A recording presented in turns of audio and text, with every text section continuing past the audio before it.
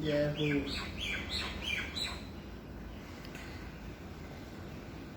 ब्रह्मापति महादेव की जय। नाथों के नाथ भोलेनाथ की जय। आइए आज आपको बाबा जी के धूणे की महिमा बताते हैं और धूणे के दर्शन भी करवाते हैं। यह धूणा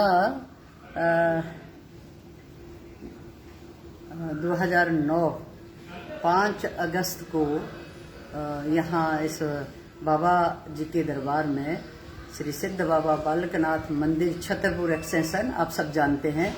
इस दरबार में यह धूणा 2009 5 अगस्त को रक्षाबंधन वाले दिन इस धूणे की स्थापना हुई थी और बाबा जी की ऐसी कृपा और ऐसा संकेत मिला था कि इस धूणे में जो भभूति है, इस धूणे की जो भभूति है, उस भभूति के माध्यम से असंख्य लोगों का कल्याण होगा।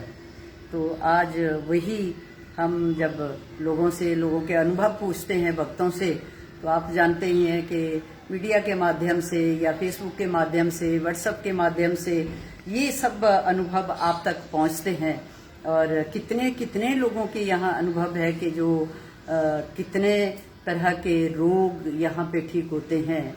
और आपको अभी दर्शन भी करवा दें धूणे के। ये देखिए, ये बाबा जी का अखंड धूणा यहाँ पर स्थापित है और इस धूणे की अग्नि बड़ी तपस्या से कई दिनों तक द्योट सिद्ध में गुफा में अनुष्ठान होते रहे। कई दिनों तक या कई वर्षों तक वहाँ अनुष्ठान हुए। मेरा ख्याल 1984 से लेकर और 2009 तक वहाँ कई बार जाकर हमने कई अनुष्ठान किए। तब बाबा जी का आदेश हुआ कि आप इस धूणे की अग्नि ले जा सकते हैं। और ये धूणे की अग्नि भी बड़ी अद्भुत कृपा नाथ की हुई और बड़ी कृपा से ये अग्नि आई और उन्होंने हमारा मार्गदर्शन किया कि कहाँ से और कैसे हम यह अग्नि लेकर जाएंगे। और फिर यहाँ पे तीसरे दिन यह धूणा स्थापित हुआ था।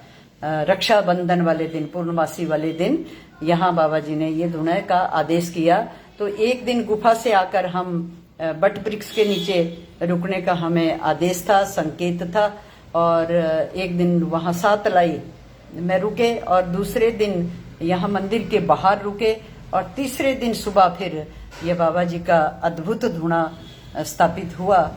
और ये आप देख रहे हैं, इसमें गाय के गोबर के उपले भी लगे हुए हैं। यहाँ पे आम की लकड़ी, पीपल की, गाय के गोबर के उपले, ये सब इस धूणे में लगाए जाते हैं।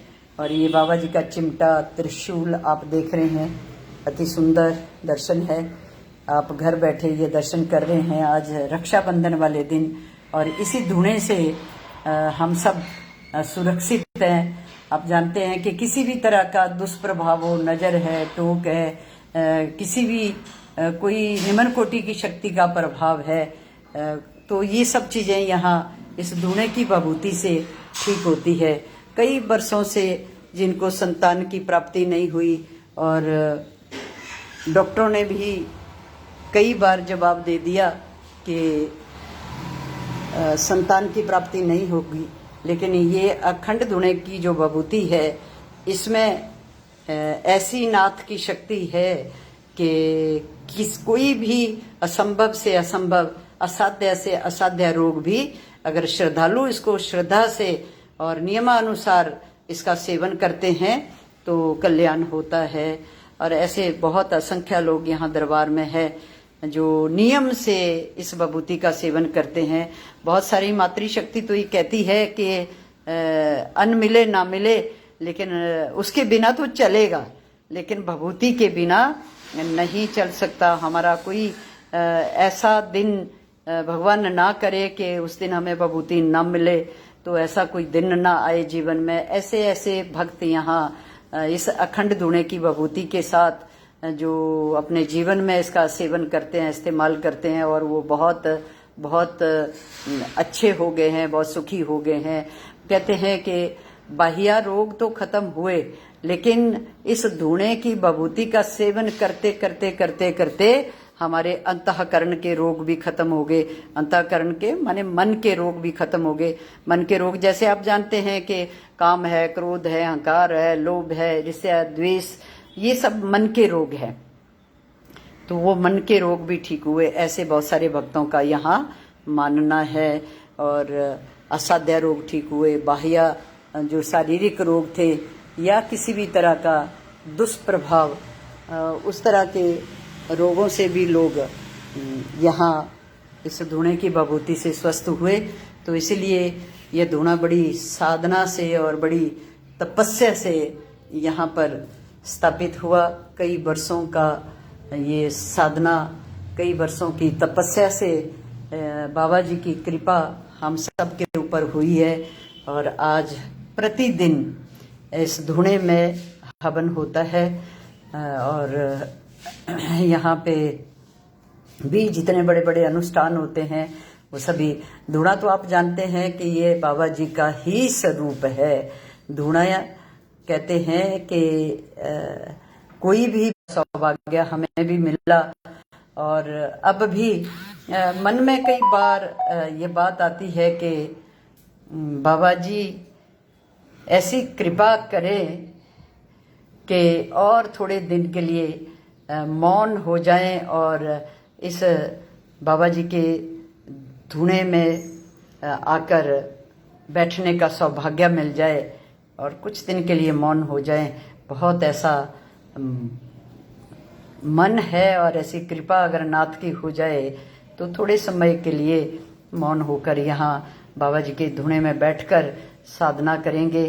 और अगर ऐसा सौभाग्य मिला तो आप सब भक्तों को भी ये सौभाग्य मिलेगा, आप भी बैठकर अपनी साधना कर सकते हैं।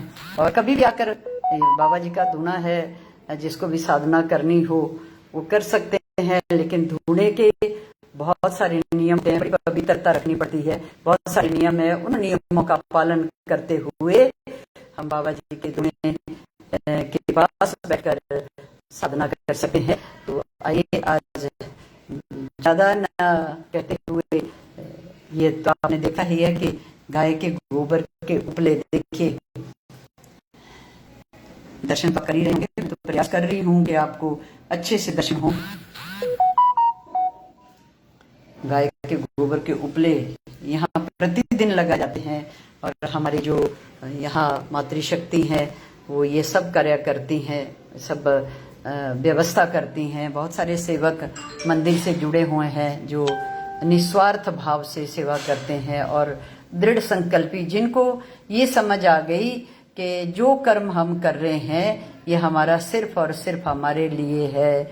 वो ऐसे लोग जिनको समझ आ गई कि ये कर्म अपने लिए है, तो वो फिर निस्वार्थ भाव से जुड़ जाते हैं और बहुत ही परिश्रमी लोग होते हैं, निरंतर वो सेवा में तत्पर रहते हैं। तो ऐसे भक्तों का भी बहुत बहुत अभिनंदन। और आज जितने इस पेज से अभी जुड़े हुए हैं आपका भी बहुत बहुत अभिनंदन। और अभी हम यहीं अपनी वाणी को विराम देते हैं। आज हमने कहा कि आज के दिन, रक्षाबंधन वाले दिन, इस धुने की स्थापना हुई थी, तो आज आपको धुने के दर्शन करवा दें। बोलो श्री सिद्ध बाबा बालकनाथ भगवान।